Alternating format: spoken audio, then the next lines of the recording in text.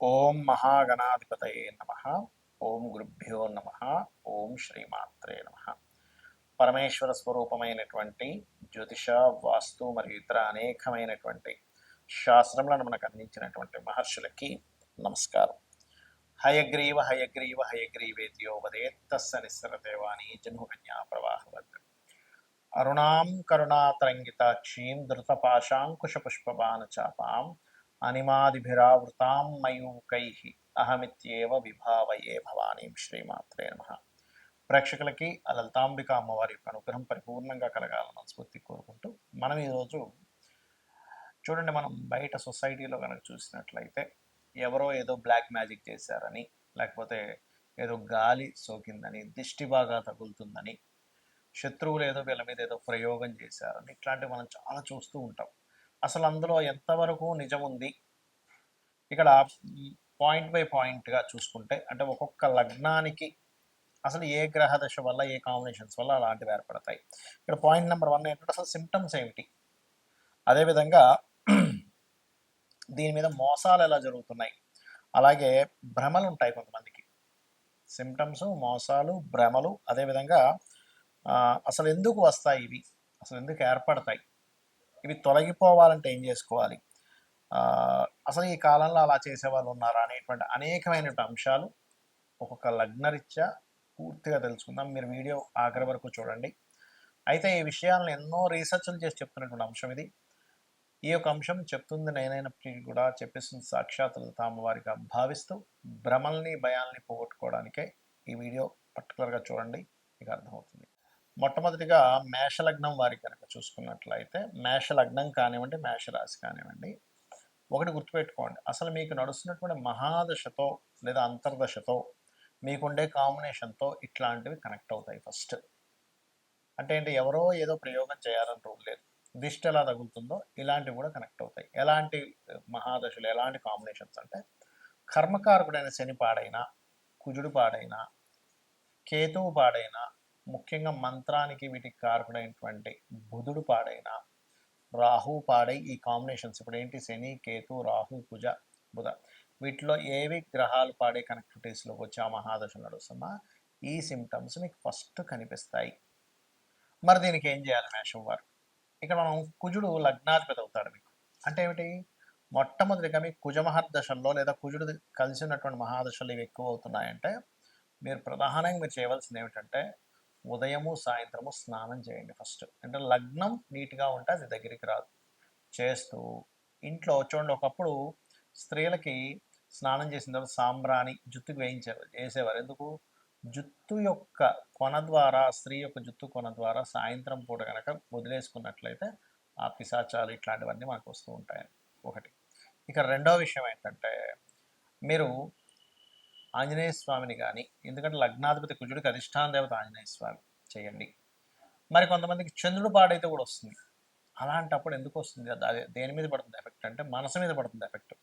Meditation చేయండి. అంటే ఏమీ లేదండి, కానీ మనసుకి ఎందుకో ఏదోలా అనిపిస్తుందండి అంటూ ఉంటారు. మెడిటేషన్ చేయాలి అలాంటప్పుడు.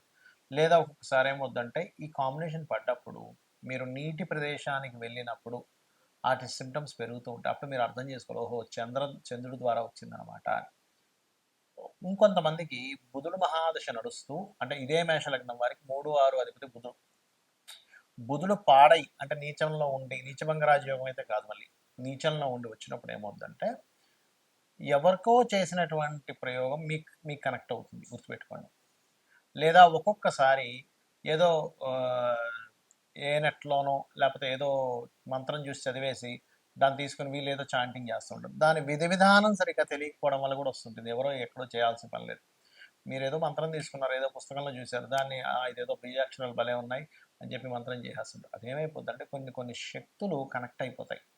అవి దగ్గరికి వచ్చేసినప్పుడు దాన్ని ఎట్లా హ్యాండిల్ చేయాలో తెలియక ఇబ్బంది పడుతుంటారు. అది బుధుడు వల్ల వస్తుంది. అంటే బుధుడు వల్ల వచ్చిందంటే, మీరు ఎక్కడో బీజాక్షరాలది, చదవకూడనిది, తీసుకోకూడని మంత్రం ఏదో తీసుకొని మీకు జరిగిందని అర్థం.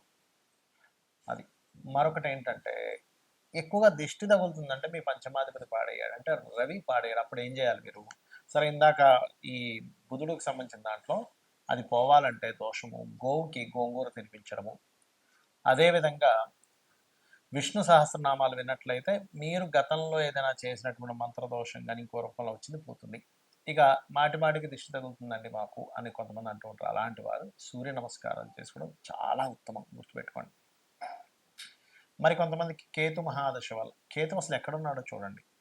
లగ్నంలో ఉన్నాడా, చతుర్థంలో ఉన్నాడా, దశమంలో ఉన్నాడా, దాన్ని బట్టి కనెక్ట్ అవుతుంది. కానీ కేతు కనెక్ట్ అయినప్పుడు ఏమవుతుందంటే సర్వసాధారణంగా చిత్ర విచిత్రమైన థాట్స్ రావడం ఇట్లాంటివి ఎక్కువగా జరుగుతూ ఉంటాయి. సో అప్పుడు గణపతి ఆరాధన ద్వారా మీరు పోగొట్టుకోవచ్చు. ఇది ముఖ్యంగా గుర్తుపెట్టుకోండి. అయితే ఏదేమైనప్పటికీ కూడా మిమ్మల్ని ఇటువంటి వాటి నుంచి బయటపడేసేటువంటిది మేషం వారికి సూర్య నమస్కారాలను మించినటువంటిది మరొకటి లేదు. లేదండి నా జన్మజాతకంలో రవి పూర్తిగా పడేయడం మళ్ళీ సూర్య నమస్కారాలు చేసుకోవచ్చు అంటే అలాంటప్పుడు ఏం చేయాలంటే దత్తాత్రేయుని ఆశ్రయించాలి. జై గురుదత్త, శ్రీ గురుదత్త లేదా దిగంబర దిగంబర శ్రీ పాదవల్లభ దిగంబర అనే నామస్మరణ చేస్తే ఎటువంటి గాలి ధూళి మీ భ్రమలు కావచ్చు ఇలాంటివి ఏ ఉన్నా సరే మీకు తొలగిపోవడం జరుగుతుంది. మనము పాయింట్ బై పాయింట్గా చూసుకుంటే అసలు సిమ్టమ్స్ ఏమిటి, ఈ గాలి దూరి తగిలిన వల్ల సిమ్టమ్స్ ఎలా ఉంటాయంటే నిద్రలో ఉలిక్కిపడి లేస్తుంటారు, గుర్తుపెట్టుకోండి. మన పైన ఏదో ఉంది అనేటువంటి ఫీలింగ్ కలుగుతుంటుంది. అది సమ్ టైమ్స్ నేను ఇందాక చెప్పినటువంటివి ఏవైతే ఇప్పుడు శని కానీ కేతువు కానీ పాడైన బుధుడు కానీ పాడైనటువంటి రవి కానీ రాహు కానీ ఇట్లా ఈ కుజుడు నీచంలో ఉన్న కుజుడు కానీ ఈ దశలు వచ్చినప్పుడు సహజంగా ఏమవుతుంటుందంటే విశ్వంలో భగవంతుడు క్రియేట్ చేసిన సృష్టిలో పాపగ్రహ సంబంధాలు పాడై మహాదశలు అంతర్దశలు ప్రత్యంతర్దశలు నడిచినప్పుడు ఇక్కడ ఉన్నటువంటి కొన్ని పిశాచాల బాధలు పడుతూ ఉంటాడు మనిషి. శుభగ్రహ సంబంధాలు వచ్చినప్పుడు కొన్ని దేవతా గణాల యొక్క మంచి ఫలితాలు పొందుతుంటాడు. ఇది మెయిన్ కారణం అక్కడ ఎందుకు అలా అవుతుంది అంటే. రైట్. అయితే సిమ్టమ్స్ మాత్రం చెడు కళలు రావడం, చెడు కళలకి గజేంద్ర మోక్షం చదువుకుంటే క్లియర్ అయిపోతుంది. కాకపోతే ఉలిక్కి పడటం, వెనక నుంచి ఎవరో ఇలా వెళ్ళిపోయినట్టు అనిపించడం, ఏదో పని చేసుకుంటే వెనక నుంచి ఏదో ఒక నల్లటి ఆకారం వెళ్ళిపోయిందండి అంటూ ఉంటారు. ఇవి కొంతమందికి భ్రమలు కూడా ఉంటాయి. అంటే ఏమిటి, ఏమీ లేకపోయినా భ్రమ పడుతుంటారు. భ్రమ ఎవరు పడతారు, ఎందుకంటే మనం ఒక క్లారిటీకి రావాలి. నేను నిజంగా భ్రమ పడుతున్నానా అవుతుందా ఇది తెలుసుకోవాలి ముఖ్యంగా. ఎందుకంటే ఈ మీరు భ్రమపడుతున్న దాన్ని కొంతమంది సొసైటీలో మోసం చేస్తుంటారు కూడా. మీకు ఏదో వచ్చేసిందండి, మీరు ఇన్ని లక్షలు తీసుకురండి, ఇన్ని వేలు తీసుకురండి, ఫస్ట్ అక్కడ డబ్బులు పెట్టండి అని మిమ్మల్ని ఇబ్బంది పెట్టే వాళ్ళు ఉంటారు సొసైటీలో. ఇది బాగా గుర్తుపెట్టుకోండి. మరి ఏమండి నాకు నాకు భ్రమ అవ్వచ్చు లేదా నిజంగా అవ్వచ్చు, ఏమిటి దీనికి పరిహారము అంటే కూడా చెప్తాను నేను మీకు. అలాగే మరొకటి ఏంటంటే ఇక్కడ భ్రమకి నిజంగా జరుగుతుందా అనడానికి ఏమిటి తేడా అంటే చెప్తా చూడండి. మీది భ్రమ అనుకోండి, ఎక్కడో పంచమాధిపతి మహాదశలు నడుస్తుంటాయి. మీ లగ్నం నుంచి 5వ అధిపతి మహాదశల్లో ఇది కనెక్ట్ అవుతూ ఉంటుంది. లేదా చంద్రుడి ద్వారా కనెక్ట్ అయిందంటే అది భ్రమే, ఇంకా అందులో డౌట్ లేదు. నిజంగా జరుగుతుందంటే అప్పుడు ఏంటంటే మీరు సంబంధం లేకుండా ఉలిక్కి పడుతూ ఉంటారు. అది నిజమైందనమాట. అయితే అందులో ఇక్కడ మరి ఈ రోజుల్లో నిజంగా ఇలాంటివి ఏమైనా ఇప్పుడు మనం వింటూ ఉంటాం, పాతకాలంలో వినేవాళ్ళం, బాణామతి, చిల్లంగి, లేకపోతే రకరకాలు ఉంటాయి, రకరకాల చెడుకులు చేసేవాళ్ళు ఉంటారు. మరి ఈ కాలంలో ఉన్నారంటే చాలా తక్కువ అలాంటివి చేసేవాళ్ళు ఇప్పుడు. ఎందుకంటే ఇప్పుడు అంత ఓపిక కానీ అంత నిష్టగా ఉండేవాళ్ళు కానీ లేరు. ఎక్కడో ఓ లక్షలో కోట్లో ఒక వ్యక్తి దొరుకుతారు జెన్యున్గా ఉండేవాళ్ళు. మిగతా అంతా కూడా మార్కెట్లో ఉన్నదంతా కూడా ఫేక్ పీపుల్ ఎక్కువగా ఉన్నారు. ఇది మీరు గుర్తుపెట్టుకోండి. ఇది చాలామంది నాకు ఏమండి నాకు శత్రువు ఉన్నాడు, వాడి మీద ఏదో ప్రయోగం చేయడానికి ఎవరినో కలిశాను, ఇన్ని లక్షలు తీసుకున్నారు, ఏదో చేసేసాను అన్నాడు, ఇంకేవో చెప్తూ ఉంటారు. అవి మీరు నమ్మకండి దయచేసి. జెన్యున్ పీపుల్ చాలా తక్కువ. నేను ఇలాంటివి లేవనట్లేదు, ఉన్నాయి. కానీ ఇలా చేసే వాళ్ళ జెన్యున్గా ఉండే వాళ్ళ పీపుల్ చాలా అంటే చాలా తక్కువ, చాలా ఎక్కడో కానీ ఉండరు. వాళ్ళు దానికి ఎన్నో నియమనిష్టలు పాటించాలి, లేకపోతే వాళ్ళకి ప్రమాదం అనమాట అది. రైట్. అలాగే ఇక్కడ ఇంకొక విషయం ఏంటంటే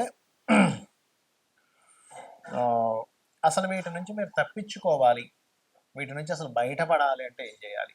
శాస్త్రాల్లో చాలా ఉన్నాయండి పద్ధతులు.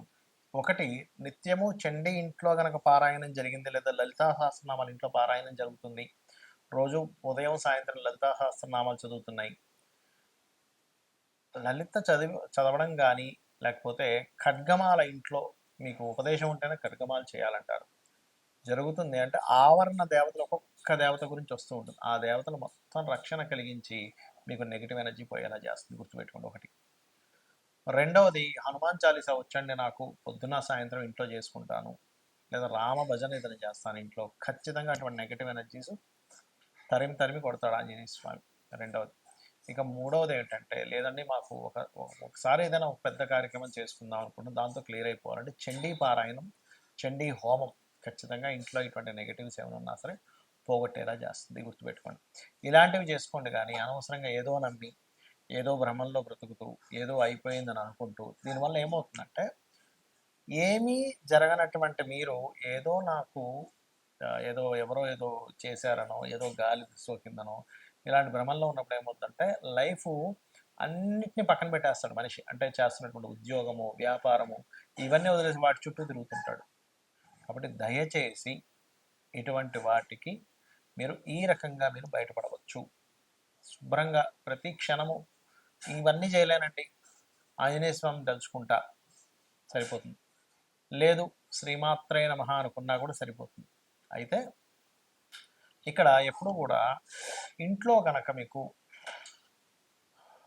కొంతమందికి ఏంటంటే మనుషులకు ఉండదు కానీ ఇంట్లో నెగిటివ్ ఎనర్జీ వస్తూ ఉంటుంది. ఎలాంటి ఇల్లు ఒక్కోసారి మనం కొన్ని రోజుల పాటు ఎవ్వరూ ఉండకుండా ఇంట్లోకి ఏ ఊరు వెళ్ళిపోవడమో, లేకపోతే ఇల్లు ఖాళీ చేసి వెళ్ళిపోయి మళ్ళీ ఎప్పుడో 2-3 నెలల తర్వాత మళ్ళీ ఇంటికి వచ్చినప్పుడు ఏమవుతుందంటే నెగిటివ్ ఎనర్జీ ఫామ్ అవుతుంది. అలాంటప్పుడు ఖచ్చితంగా ఇంట్లో ఏ హోమమో, సత్యనారాయణ సంవ్రతమో ఒక 11 రోజుల పాటు గోమూత్రాన్ని చల్లి నీట్గా తుడవడం చేయాలి.